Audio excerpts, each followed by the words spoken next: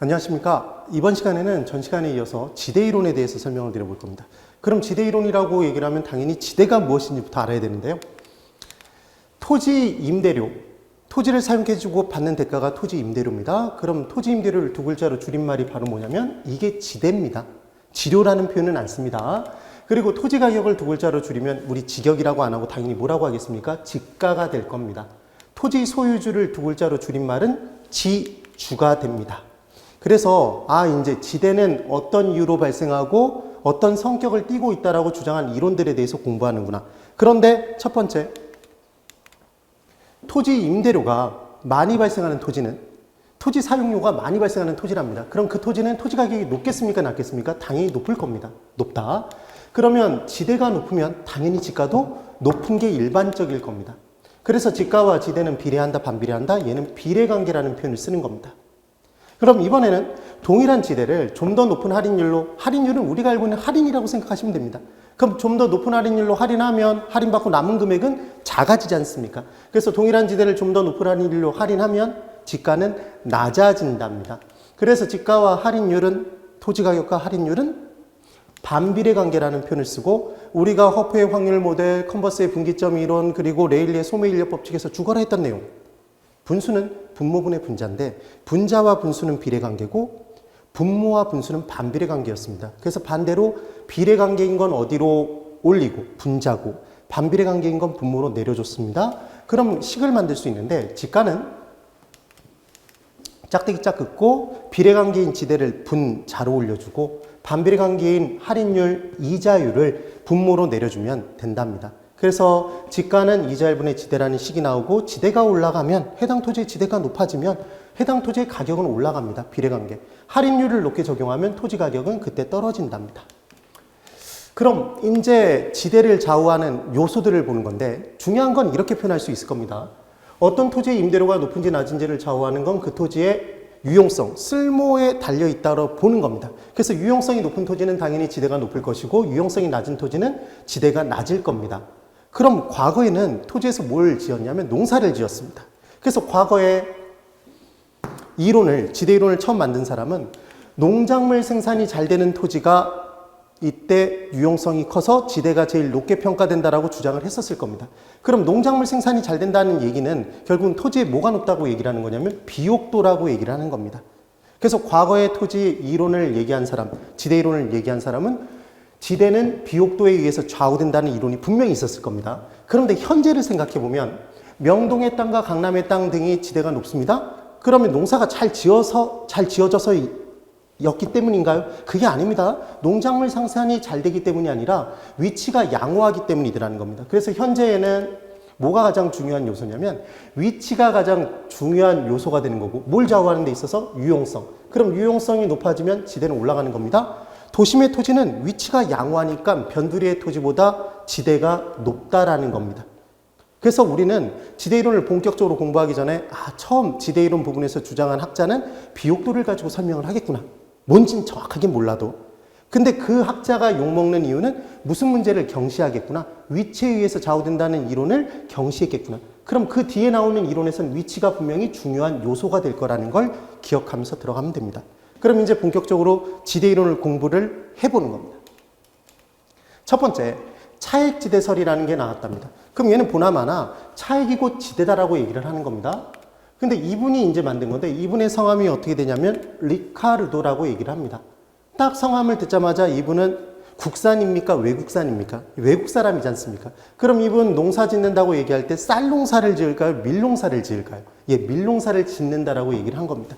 그럼 이분이 주장한 내용들을 하나하나 살펴볼 겁니다. 첫 번째, 밀 농사를 짓기 위해서 비옥도가 가장 높은 토지를 찾아본 겁니다. 그래서 A 토지를 딱 찾아냈습니다. 그럼 이 A 토지를 그냥 뚫어져라 쳐다보고 있으면 여기를 막 쳐다보고 있으면 여기서 밀이 생산되는 게 아닙니다. 그러면 생산량을 늘리기 위해서는 당연히 자본과 노동을 이 토지에 투입을 해줘야 됩니다. 그래서 자본과 노동을 투입해서 생산비를 얼마 들였나 봤더니 1,000만 원만큼의 생산비를 들였답니다. 그랬더니 이제 이 토지에서 밀이 생산됐습니다. 여러분 밀 생산된 게 보이시나요? 이렇게 밀이 생산됐습니다. 그럼 이 밀을 팔고 받은 금액이 있을 겁니다. 얘를 뭐라고 얘기를 하냐면 밀의 가격이라고 얘기하기도 하고 매출액이라고 얘기하기도 합니다. 그럼 지금 생산비 얼마를 들여서 1,000만 원을 들여서 매출액이 2천만 원 발생이 된 겁니다. 그러니까 이제 사람의 욕심이 생기더라는 겁니다. 그래서 이 토지에 생산비를 1,000만 원만 들였으니까 매출액이 2천만 원 발생했을 거야. 미리 이만큼 생산됐을 거야. 이런 생각을 할 수 있을 거 아닙니까? 그러니까 당연히 다음에는 뭘 해본 거냐면 이 비옥도가 높은 토지에다가 자본과 노동을 아까보다 더 많이 투입해 본 겁니다.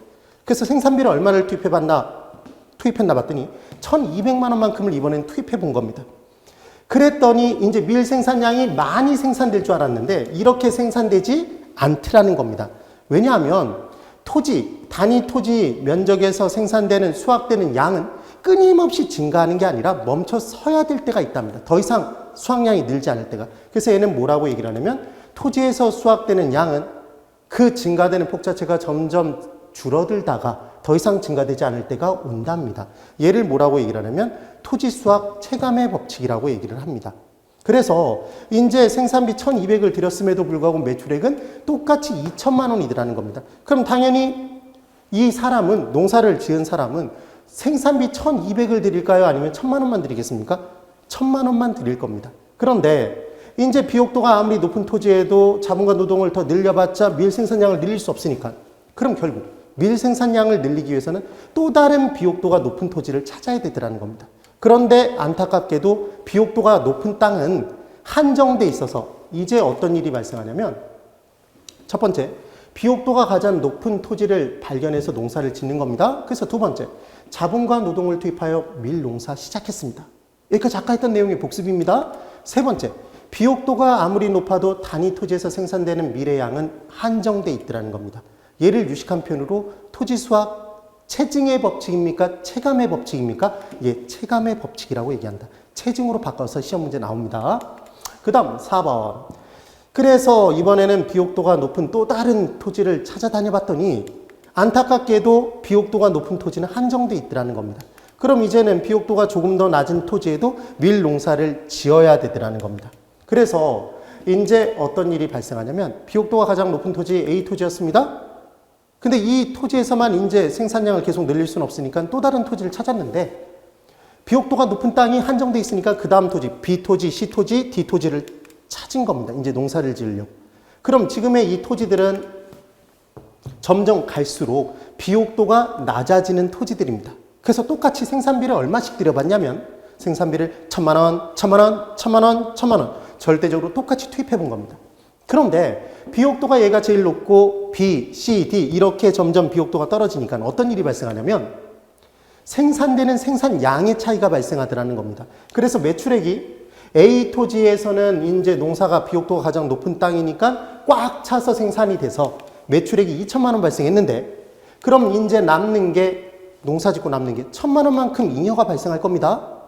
그런데 이때 B 토지는 생산비 똑같이 1,000만 원 들였음에도 불구하고 생산되는 양이 이제 비옥도가 조금 더 떨어지니까 적게 생산이 돼서 매출액이 1,500만 원. 그럼 남는 게 500만 원 발생합니다. C 토지는 매출액이 이제 1,000만 원만큼만 발생이 됐답니다. 생산비 들인 만큼만. 그럼 남는 것 잉여는 빵이 되는 겁니다, 지금. D 토지는 비옥도가 더 낮아서 생산비 1,000만 원 들였는데 매출액이 얼마 발생했나 봤더니 얘가 900만 원밖에 발생하지 않았답니다. 그럼 지금 남는 게 있나요, 여러분? 없습니다. 그래서 마이너스 100만 원만큼 발생이 된 겁니다. 그러면 지금 절대적으로 생산비는 1,000만 원씩 들였음에도 불구하고 이렇게 매출액의 차이가 발생한 이유는 뭐의 차이 때문이죠, 여러분? 이게 비옥도의 차이 때문인 겁니다. 그래서 이제 C 토지와 D 토지만 놓고 보면 잘 보십시오. C 토지와 D 토지는 생산비 똑같이 1,000만 원씩 들였는데 C 토지는 매출액이 1,000만 원 발생했고 D 토지는 900만 원 발생했습니다. 그럼 차액이 얘는 제로인데 얘는 마이너스 100만 원인 겁니다. 그러면 여러분, 우리가 농사를 짓는 입장이라면 어느 토지에는 밀농사를 짓지 않을까요? 경작 여부를 따져보면 C 토지에서는 경작을 한답니다. 이게 중요한 포인트인데 생산비 속에는 이 농사 짓는 사람의 정상 이윤이 포함되어 있습니다. 생산 비용 속에는. 그럼 생산 비용만큼만 매출액이 발생한다는 얘기는, 수입이 들어온다는 얘기는 그만큼 정상 이윤만큼은 누릴 수 있다는 얘기가 돼서 얘는 농사를 짓는 겁니다. 나중에 투자론에서 공부할 때 수익과 지출이 같으면 투자한다라고 공부합니다. 왜냐하면 그 지출 속에는 뭐가 포함되어 있다? 정상 이윤이 포함되어 있기 때문에 그렇습니다. 그럼 D 토지는 마이너스 100만 원만큼 손실이 발생한 겁니다. 그럼 이때는 당연히 경작을 하지 않는답니다. 그럼 여러분 잘 보십시오. 농사를 짓는 땅은 D토지는 아예 농사를 안 짓습니다. 그럼 농사를 짓는 땅의 마지막은 C토지라고 얘기할 수 있을까요? 네, 이 부분을 보는 겁니다. 그래서 밀 농사를 짓는 마지막 토지는 생산비만큼만 매출액이 발생하는 C토지가 되는 겁니다. 그래서 C는 농사를 짓는 토지 중에서는 최고 열등한 땅이기 때문에 얘를 최열등지라는 표현을 씁니다. 그래서 이 최열등지의 개념이 리카르도라는 분이 찾아낸 가장 중요한 개념인 겁니다. 그리고 이 최열등지를 뭐라고도 표현하냐면 농사를 짓는 마지막 한계가 되는 땅이라고 얘기해서 얘를 농지의 한계지라는 표현도 씁니다. 그러면 우리는 무엇을 알 수 있냐면 C토지는 지금 최열등지 농지의 한계지였습니다. 이 토지는 매출액과 생산비가 같은 땅이어서 잉여가 제로인 땅입니다. 그렇단 얘기는 최열등지에서는 매출액과 생산비가 같습니다. 그럼 한 가지 꼭 기억하실 내용은 뭐냐면 앞으로 우리는 차액지대설에서는 생산비를 유식한 표현으로 뭐라고 얘기할 수도 있겠다? 최열등지의 매출액이라고 표현할 수도 있습니다. 같은 땅이기 때문에. 그래서 이제 해당 토지에, 자 이제 어려운 얘기 아닙니다. 해당 토지의 매출액에서 아까 계속했던 내용, 해당 토지의 매출액에서 뭘 빼면, 생산비를 빼면 농사 짓는 사람 입장에서는 남는 것 잉여지 않습니까? 이게 잉여다는 겁니다. 잉여. 그런데 이때 이 생산비 이 부분을 우리는 뭐라고 얘기를 할 수 있냐면 그대로 따라 내려가서 이 잉여만큼이 지대다라고 얘기를 하는 겁니다. 지대. 그러면 해당 토지의 매출액에서 생산비를 뺀 게 지대다 이 식이 나와 준 겁니다. 그때 여기까지는 분명히 알아듣겠는데 농사 짓고 매출액 발생했을 때 거기서 생산비 빼면 남는 거다를 얘기하면 못 알아들을 사람이 없답니다. 근데 이제 뭐라고 얘기를 하냐면 해당 토지의 매출액에서 최열등지의 매출액을 뺀 그 차액만큼이 지대가 된다 이렇게 얘기를 하면 아니 이걸 왜 빼지? 이런 생각을 한답니다. 지금 제가 뭐라고 말씀드렸냐면 최열등지의 매출액이 곧 뭐였다? 생산비였습니다. 그리하여 해당 토지의 매출액이 최열등지의 매출액보다 큰 이유는 최열등지보다 비옥도가 높기 때문이다 이렇게 얘기를 합니다. 그리하여 이 부분이 포인트가 된다는 걸 꼭 기억해 두시고 그래서 비옥도의 차이에 따라 해당 토지의 매출액과 최열등지의 매출액에 차액이 발생하고 이 차액만큼이 곧 지대가 된다는 것 이게 바로 차액지대설이 됩니다. 그래서 이 차액은 뭘 빼고 남는 거다? 생산비를 빼고 남는 겁니다. 그래서 차액지대설에서는 지대를 잉여로 보는 겁니다. 그럼 지금 토지 소유주 입장에서는 아무 짓도 안 했는데 아무 행동도 안 했는데 토지의 비옥도의 차이에 따라서 남는 게 생긴 겁니다. 그래서 얘는 노력하지 않았는데 생긴 소득이다. 그래서 얘를 불로소득이라고 얘기를 합니다. 그러니까 당연히 얘는 잉여니까 생산비 뺀 잉여니까 당연히 차액지대설에서는 지대가 생산비가 아니다가 포인트가 되는 겁니다. 얘를 꼭 정리해 줍니다. 그런데 이 차액지대설에 문제점이 있습니다. 첫 번째 문제점이 뭐냐면 비옥도의 차이만 강조했습니다. 비옥도 자체가 왜 발생했는지는 설명하지 않고 비옥도의 차이만 강조한 겁니다. 그래서 욕을 먹고 두 번째, 위치 문제를 경시했습니다. 아예 무시라는 표현을 안 쓴 이유는 아까 비옥도가 높은 땅에서 점점 갈수록 위치가 바깥으로 빠져나갈수록 비옥도가 점점 낮아졌었지 않습니까? 그 내용. 그 다음 3번의 최열등지 자체는 최열등지의 매출액과의 차익이 당연히 없을 겁니다. 근데 차익이 곧 지대라고 얘기했으니까 최열등지 자체에서는 차익이 없는 바 지대를 받으면 안 되는데 그 사람, 그 인간 지주가 지대를 실제로 받더라는 겁니다. 그럼 최열등지에서 지대가 실제로 발생하는 걸 설명하지 못하기 때문에 욕을 먹는 이론. 이게 바로 뭐다? 차액지대설입니다. 그럼 다음에 지대 이론을 얘기하는 사람은 당연히 비옥도의 차이와 무관하게 지대는 발생한다. 그리고 최열등지에서도 지대가 발생하는 걸 설명했을 겁니다. 그리고 누군가는 위치 문제를 강조를 할 겁니다. 자, 그래서 이제 두 번째. 절대지대설이라는 걸 공부를 해볼 겁니다. 절대지대설을 만드신 분, 주장하신 분이 이 학자인데 이분이 시장을 쫙 지켜보고 있었습니다. 그랬더니 어떤 일이 발생하고 있었냐면 빵을 못 먹고 굶어 죽는 사람들이 발생하고 있었습니다. 문제가 아니다. 아주 큰 문제더라는 겁니다. 그래서 왜 굶어 죽나 봤더니 빵 가격이 너무 비싸서 못 사 먹더라는 겁니다. 그래서 왜 이렇게 빵 가격이 비싼가 봤더니 밀 가격이 비싸서 그렇더라는 겁니다. 왜 밀 가격이 이렇게 비싼가 봤더니 밀을 생산하는데 생산비가 높아서 손해를 볼 수는 없는 바 밀 가격을 높게 받더라는 겁니다. 그래서 밀 생산비가 왜 이렇게 높은가 봤더니 토지 임대료, 이 사람들이 거의 대부분 지주로부터 토지를 빌려서 사용하더라는 겁니다. 그러니까 지대가 높아서 밀 생산비가 높더라는 겁니다. 그래서 왜 이렇게 지대가 높은가 봤더니 소수의 토지 소유주 지주가 토지를 사유재산으로 소유하고 있고 토지 사용료를 지대를 높게 받아서 지대가 높더라는 겁니다. 그럼 결국은 사유재산 제도가 이 굶어 죽는 사람들을 발생시켰다라고 볼 수 있는 겁니까? 그래서 사유재산 제도를 끔찍이도 싫어하는 경제주의가 있더라는 겁니다. 그게 바로 사회주의 경제학. 사회주의 경제학 하면 떠오르는 분 있으십니까, 여러분? 누굽니까? 마르크스. 그래서 마르크스가 주창한 이론이 절대지대설입니다. 그럼 절대지대설에서는 뭐라고 얘기를 하는 거냐면 비옥도의 차이와는 무관하게, 토지의 비옥도의 차이와는 무관하게 토지의 소유로부터 절대적으로 지대는 발생한다고 얘기를 한 겁니다.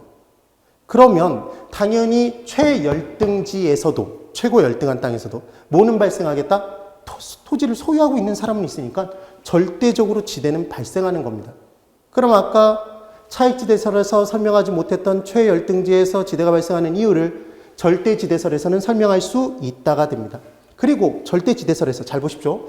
토지 임대료가 지대가 높아서 밀 생산비가 높아졌다고 얘기를 하는 겁니다. 그럼 당연히 지금 지대가 생산비지 않습니까? 아까 차익지대설에서는 생산비 빼고 남는 게 지대여서 지대는 생산비가 아니었는데 절대지대설에서는 생산비를 구성하는 아주 중요한 요소가 지대다라고 얘기를 해둔 겁니다. 이게 마르크스의 절대지대설입니다. 제일 중요한 포인트는 소유. 소유로부터 절대적으로 지대가 발생한다. 그 다음 이제 세 번째 이론입니다. 입지교차 지대설 또는 얘를 위치 지대설이라고도 하는데, 자, 이분은 티넨이라는 분이랍니다. 그래서 이분은 뭐라고 얘기를 했냐면 중앙에 시장이 존재하는 고립된 나라 하나를 가정한 겁니다. 여러분, 고립국은 다른 나라와 교역을 할 수가 없습니다. 그럼 이 고립국에서 만약에 제조업을 하면 TV 뜯어먹고 살아야 됩니다. 굶어 죽는다는 얘기입니다. 그러니까 이 고립국에서는 당연히 뭘 짓고 살겠습니까? 농사를 짓고 살 겁니다. 농사를. 그래서 얘는 이따가 보겠지만 농업입지론이라는 표현을 쓰는 겁니다. 그럼 농사를 짓는데 이제 중앙의 시장이 하나밖에 없기 때문에 그 고립된 나라에서 중앙의 시장까지 날러야지만 이때는 사고 팔 수 있는 겁니다. 아까 차익지대설에서는 생산하고 받은 금액에서 생산비만 빼면 남는 것이다 얘기했는데 티넨의 입지교차 지대설에서는 그 위치에서 바로 팔 수가 없습니다. 어디까지 날라야 된다? 시장까지. 훨씬 더 현실적이지 않습니까? 그래서 시장까지 날라야 되는데 이때 시장까지 나르는데 들어가는 이제 운송수단이 소가 끄는 마차, 우마차랍니다. 그럼 우마차가 존재하기 위해서는 얘 산악지대라면 우마차 끌어올리다가 죽습니다. 그 다음 끝까지 끌어올린 다음에 굴러 떨어지고 말도 안 되기 때문에 얘는 평야지대를 가정하는 거고, 그리고 단위당 운송비는 동일할 겁니다. 왜냐하면 교통체증의 개념이 당연히 없을 거니까. 그래서 잉여는 이제 남는 것의 계산은 뭐까지 뺀 다음에 발생하냐면 운송비용까지 빼야지만 그때 남는 것 지대가 발생된답니다. 그래서 이제 지대에 남는 것의 계산은 팔고 받은 금액 가격에서 생산비 빼고 여기까지 하면 아까 차익지대설이었습니다. 운송비까지 빼면 시장까지 나르는데 드는 운송비를 빼면 그게 남는 것이 된다. 이렇게 주장을 한 겁니다. 그리하여 이제 위치별로 당연히 운송비의 차이가 발생하고 운송비 전략분만큼이 그 입지에서 교차된답니다. 운송비 전략분이 뭐로? 지대로. 얘를 입지교차 지대설.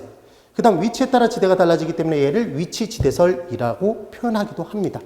그러면 농사를 지었기 때문에 얘를 농업입지론이라고 하고 고립된 나라를 가정했다 그래서 얘를 고립국 이론이라고도 합니다. 그럼 이 부분을 기억하시는 방법, 메모리 매직이 있을 겁니다. 얘는 튀는 애는 고립된다 이렇게 기억해 보십시오. 실제로 너무 지나치게 튀면 고립되지 않습니까? 왕따 당한다. 이 내용. 그래서 제일 중요한 포인트는 위치별로 운송비가 차이가 난다는 게 제일 중요합니다. 그래서 위치 문제를 강조한, 위치 문제를 전면에 내세웠기 때문에 중요한 이론이 티넨의 위치지대설 또는 입지교차 지대설이 됩니다. 그래서 차익지대설과 입지교차 지대설의 비교를 한번 해보면 차익지대설은 팔고받은 금액, 매출액이라고 얘기할 수도 있습니다. 근데 생산물의 가격이라고 표현하기도 합니다. 팔고받은 금액 가격에서 생산비 빼면 그게 남는 거다. 이게 차익지대설. 근데 얘를 좀 더 유식하게 바꾼 게 이 생산비를 최열등지의 매출액이라고 얘기를 했던 겁니다. 그런데 입지교차 지대설에서는 그 위치에서 그대로 못 파는 바, 어디까지 날라야 된다? 시장까지 날르는데 뭐가 들더라? 운송비, 수송비가 드는 겁니다.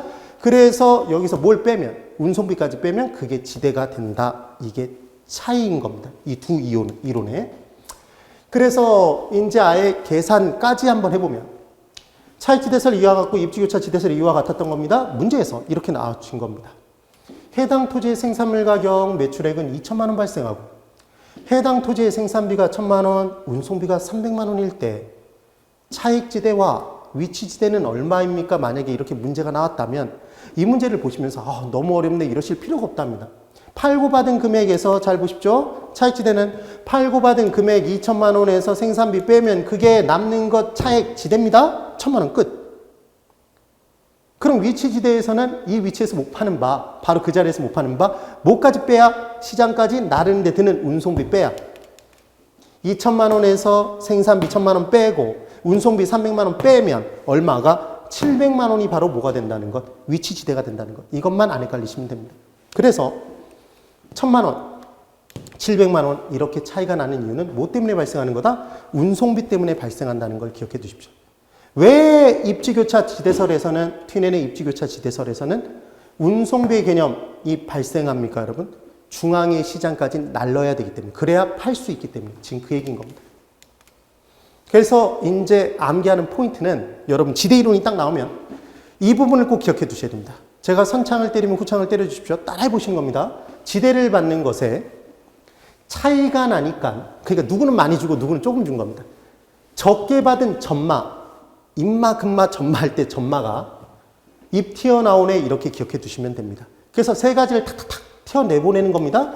차이, 전마, 입티. 얘를 기억해 두시면 됩니다. 그래서 이 세 단어를 적어놓고 문제를 풀어주면 되는데 어떻게 푸시는 거냐면 이렇게 푸는 겁니다.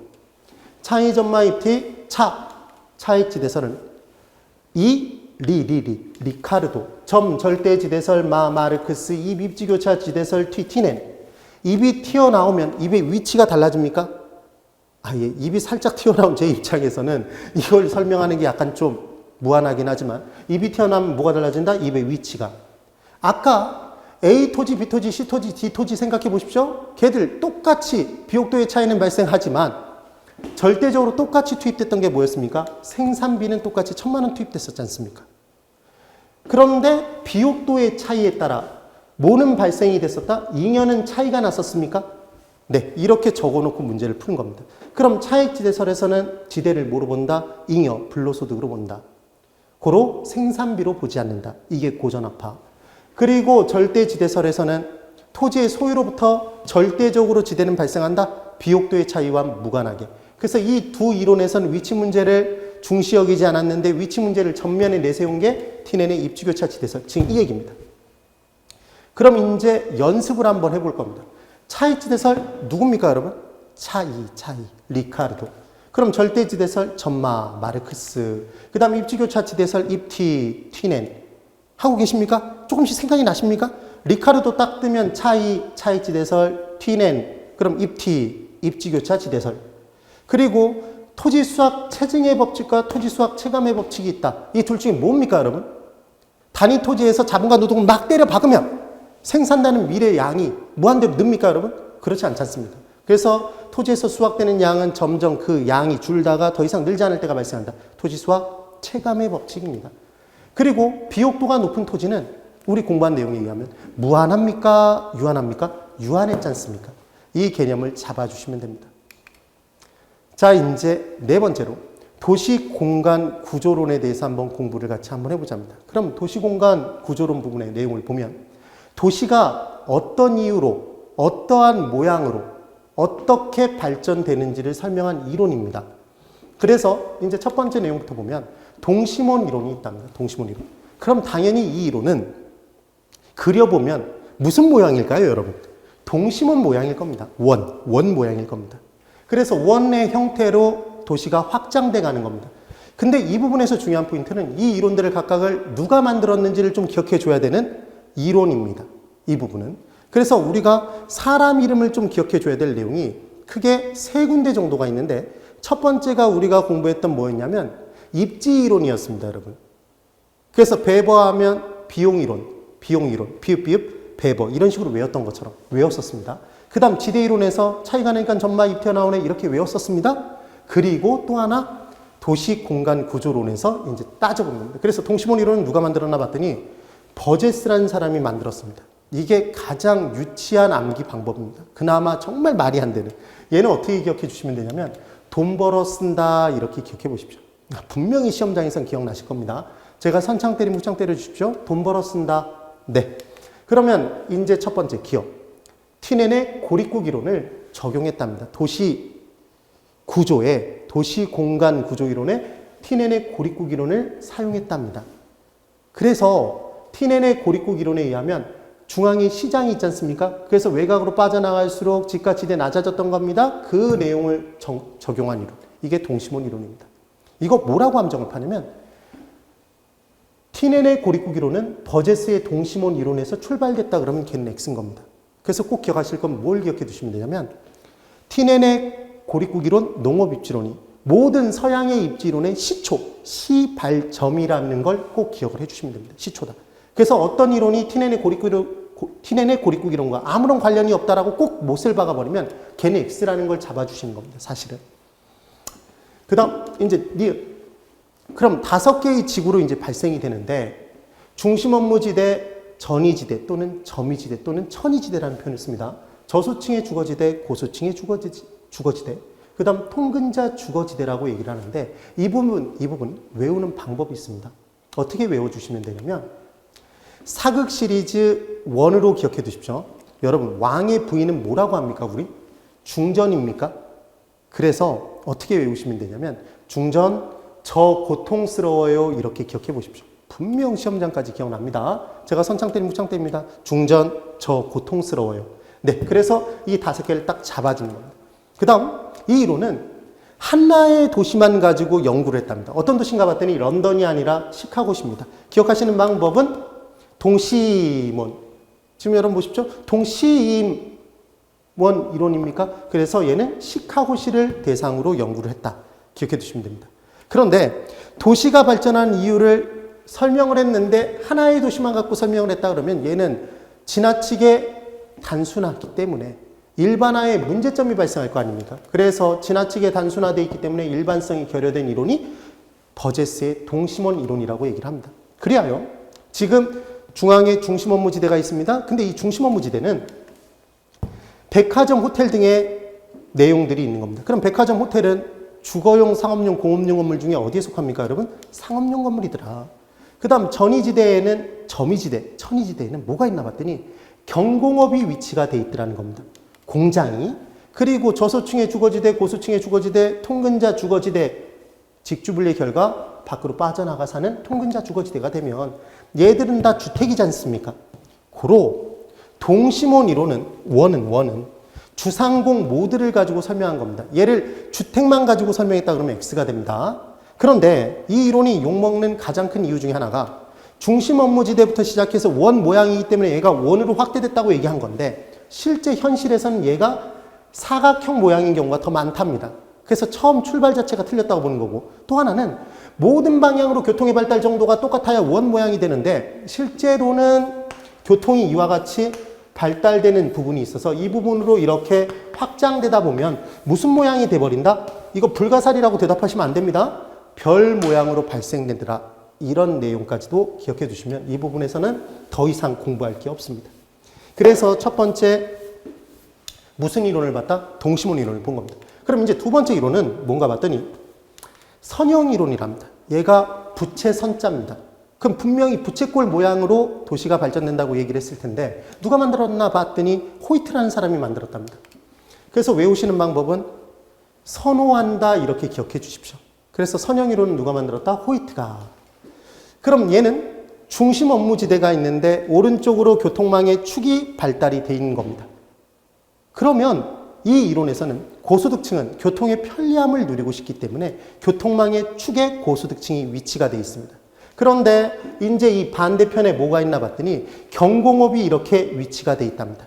여기서 눈물 없이 볼 수 없는 한 편의 드라마가 출발이 됩니다. 뭐냐면 공장은 여러분 아무래도 공장이 있다라면 오염물질들이 배출될 수 있습니까? 공해가 발생되고 그러면 공장 옆에는 웬만하면 사람들이 주택을 두려고 하지 않을 텐데 누군가 공장 옆에 살아야 된다면 고소득층이 살겠습니까? 저소득층이 살겠다? 저소득층이 살 겁니다. 그래서 경공업이 딱 있으면 걔를 둘러싸고 사는 건 누가 사냐면 저소득층이 이와 같이 둘러싸고 사는 겁니다.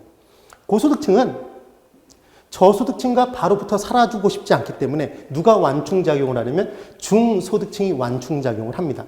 그럼 지금 선형이론에서는 교통망의 축을 따라 고소득층 주거지역이 위치가 되어 있는 겁니다. 이거 반대편에 위치한다 이런 함정파입니다. 그래서 교통망의 축을 따라 위치했다 그래서 얘를 축이론이라는 표현도 씁니다.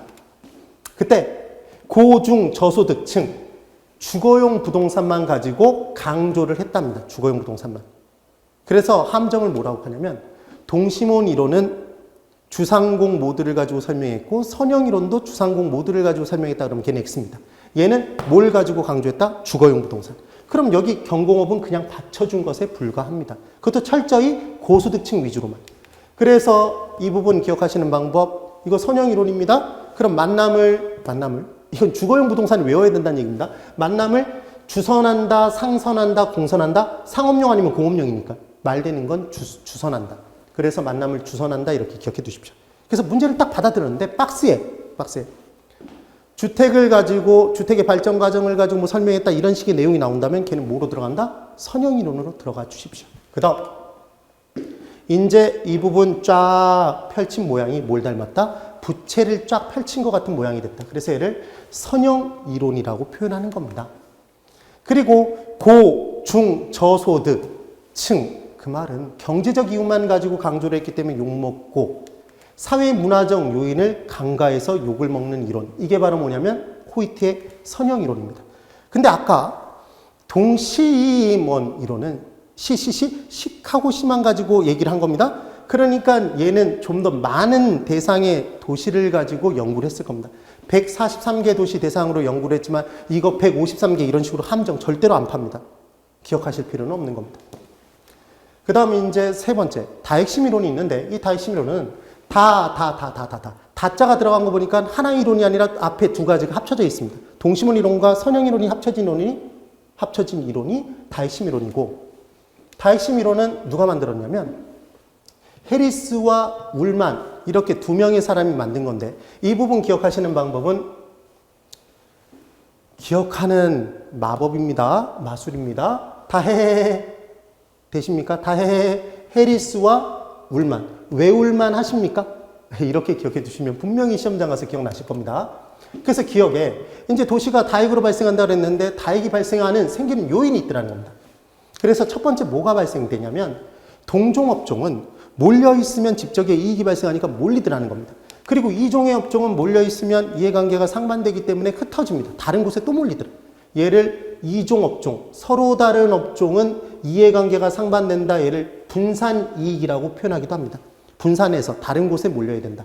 그 다음 C, 특정 업종에 유리한 지역이 별도로 존재가 되더라는 겁니다.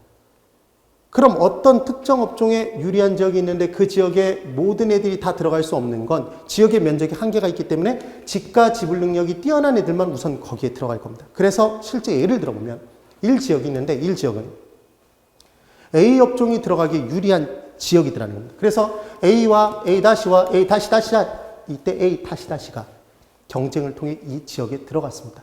핵이 하나 만들어졌습니다. 근데 여기에 못 들어간 애들이 이것과 유사한 지역 이 지역에 A-, A 다시가 이 지역에 들어갔습니다. 그럼 지금 핵이 두 개로 분화된 겁니다. 이번엔 이 3지역이 있는데 3지역은 비업종을 영위하기에 좀 더 유리한 지역이더라는 겁니다. 이와 같이. 그럼 벌써 핵이 3개 아닙니까? 이와 같은 내용으로 발전되더라. 그러면 지금 다핵심 이론은 제가 외우는 방법이 이거였습니다. 다자가 들어간 거 보니까 하나가 아니라 2개 이론이, 앞에 2개 이론이 합쳐졌다. 동시몬 이론과 선형 이론이 합쳐져 있는 것이다. 이거 동시몬 이론의 영향만 받았다 그러면 있습니다. 그 다음 디귿. 전통적인 도시와 신도시가 있을 텐데 여러분 전통이 먼저입니까? 신이 먼저입니까? 전통이. 그럼 1이 먼저입니까? 2가 먼저입니까? 1이 먼저. 그래서 전통적 도시는 단순하기 때문에 단핵 구조고 신도시는 여러 가지 기능이 분화되어 있어서 얘는 다핵 구조라는 표현을 씁니다. 바꿔서 문제를 낼 수도 있습니다. 그리고 어떤 도시를 중심으로 연구가 됐나 봤더니 얘는 런던이랍니다. 그래서 외우시는 방법이 뭐냐면 해리스입니까? 리런 이렇게 기억을 해두시면 됩니다. 리런, 런던. 그런데 이렇게 외우기 정말 싫으시다면 해리포터라는 아이가 있었습니다. 걔는 영국 아이입니까? 프랑스 아이입니까? 영국 아이지 않습니까? 영국은 런던이다, 파리다? 런던. 근데 이게 더 어렵습니다. 그래서 리런 이렇게 기억을 해두십시오. 이게 다핵심 이론.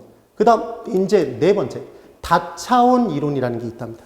그럼 다차원 이론은 기억하시는 방법이 뭐냐면 다 차서 하나를 이뤘다 이렇게 보시면 됩니다. 그럼 앞에 배웠던 3가지 이론이 합쳐진 겁니다. 그래서 동시몬 이론과 선형 이론과 다핵심 이론이 합쳐진 이론. 이게 다차원 이론. 그럼 이 이론을 주창한 사람이 있을 겁니다. 그때 이 3가지가 합쳐져 있는데 제가 뭘 띄웠습니까, 여러분? 나무 판때기 하나, 매트리스 그 위에 요가 깔려져 있는 겁니다. 그럼 3가지가 합쳐져 있지 않습니까? 침대입니까, 여러분? 그럼 침대 중 가장 유명한 침대는 뭡니까? 여기서 에이스 침대 그러면 더 이상 내용이 진전이 없습니다. 얘는 뭐냐면 시몬스입니다. 시몬스 침대의 모토가 뭡니까, 여러분? 예전에 광고에 이런 광고가 있었습니다. 여자분이 이 침대에서 이렇게 누워서 주무시고 계셨습니다. 여자분이. 그런데 남자가 낙하산 타고 가다가 이제 비행기에서 뚝 떨어졌는데 이제 낙하산을 펼쳐야 되는데 낙하산이 펼쳐지지 않아서 지붕을 뚫고 뚝 떨어졌습니다. 여기 남자가. 그런데도 불구하고 이 여자분 침대가 너무나 편안하기 때문에 흔들리지 않는 편안함. 그래서 무디게 주무시더라는 겁니다. 그래서 외우시는 방법은 2명이 만들었는데 시몬스 침대 어떻게 잔다? 무디게 잔다. 그래서 시몬스와 무디에 이렇게 기억을 해보십시오. 그 다음 이제 설명하는 게 다차원 이론에서 3가지 이론을 다 설명한 이유는 설명하는 차원이 3가지 차원이기 때문에 그렇습니다. 그래서 도시화가 진전됨에 따라 도시가 발전한다. 두 번째 사회계층별로 고소득층 몰려 살고 중소득층 몰려 살고 저소득층 몰려 산다. 사회계층별. 그 다음 디귿 인종별로 몰려 사는 경우가 있더라는 겁니다. 그래서 각각의 이 내용들을 설명할 때 어떤 이론이 사용됐는지를 문제로 낼 수도 있는데 이 부분을 기억하기가 정말 쉬운 게 저는 이 내용을 처음 받아들였을 때, 처음 봤을 때 이 시몬스라는 분이 한글 학자인 줄 알았습니다. 정말 똑같이 적용하면 됩니다. 그래서 외우시는 방법 이렇게 기억하는 겁니다. 도도 이렇게 기억해 두시면 됩니다. 그래서 도시와 딱 뜨면 도도도. 무슨 이론이겠다? 동시몬 이론. 그 다음 시옷. 그러면 사회계층 시옷 떴습니다. 그럼 무슨 이론이겠다? 선형 이론. 시옷. 그 다음 인종은 실제로 다인종입니까? 다핵심 이론. 그래서 지금 다차원 이론은 이 3가지 이론을 다 사용해서 접목시킨 이론입니다. 그 다음 5번째 이제 유상도시 이론이라는 게 나오는데 이 유상도시 이론의 첫 번째는 유상입니다. 이 유상은 모양인데 무슨 모양이냐면 리본 모양이랍니다. 얘가. 그래서 만든 사람이 누군가 봤더니 베리랍니다. 여러분. 그래서 외우시는 방법은 베리본 이렇게 기억을 해보십시오. 베리의 리본 모양. 그리하여 자동차 문화의 발달에 따라 간선도로망을 따라서 도시가 발달한다 이렇게 돼 있는데 실은 이렇게 돼 있는 겁니다. 간선도로망을 따라서 이렇게 도시가 발달이 되더라는 겁니다. 그러면 뭐 닮았다? 리본. 그래서 이게 유상도시 이론입니다. 여기서 제일 중요한 포인트는 뭐냐면 자동차 문화 발달입니다. 다음으로 삼지대 이론입니다. 삼지대 이론은 디킨슨이라는 사람이 만들었답니다. 디킨슨은 뭐라고 주장을 했냐면 역사적인 발전 과정을 통해서 도시가 교통수단이 발달됨에 따라 중앙, 중간, 외곽으로 동시모 모양으로 발전한다 이렇게 얘기를 한 겁니다.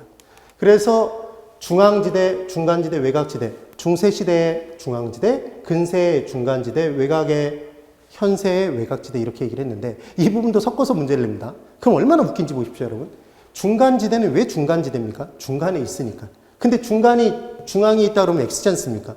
그 다음 외곽에 중앙이 있다 그러면 x입니다. 외곽지대는 왜 외곽이다? 외곽에 있으니까. 지금 그 얘기인 겁니다. 그래서 함정팔 때 뭐라고 함정을 파냐면 디킨슨의 3지대 이론은 역사적인 발전 과정에 선형이론을 접목시켰다 그러면 걔는 x인 겁니다. 그럼 이제 외워야 될 게 역사적인 것, 동시몰 이론 접목했다 기억해야 되고 3지대 이론 누가 만들었는지 기억해 줘야 됩니다. 그래서 얘를 기억하시는 방법은 얘 디카입니까? 그럼 디카는 뭐로 지지합니까? 산발이로 지지를 해야 됩니다. 그래서 외우실 때 역동적인 모습은 역동입니다. 역동적인 모습은 뭐로 찍고 디킨슨. 디카는 뭐로 지지한다? 산발이로 지지한다. 이렇게 기억해 두십시오. 그럼 이 내용이 정리가 되는 겁니다. 그래서 이제 무슨 내용까지 정리를 끝내드렸냐면 도시 공간 구조론까지 설명을 드린 겁니다. 그럼 이 부분에서 더 나올 내용들이 있느냐? 지대이론과 공간 구조론에서는 더 이상 나올 내용들이 사실상 거의 없답니다. 지대이론의 뭐 입찰, 경쟁, 지대 정도만 다음 파트에서 또 공부를 해주시면 될 겁니다. 여러분 10분 쉬시는데 제가 꼭 말씀드리는 정말 엄청나게 강조하는 내용. 그냥 바로 쉬러 가시면 안 되고 5분 동안 정리하시고 10분 쉬시고 다시 돌아오시면 정책론 부분의 내용을 들어가 보도록 할 겁니다. 정책론은 경제론에서 연결돼서 시험에 굉장히 많이 나오는 파트 중에 하나입니다. 예, 쉬고 오십시오.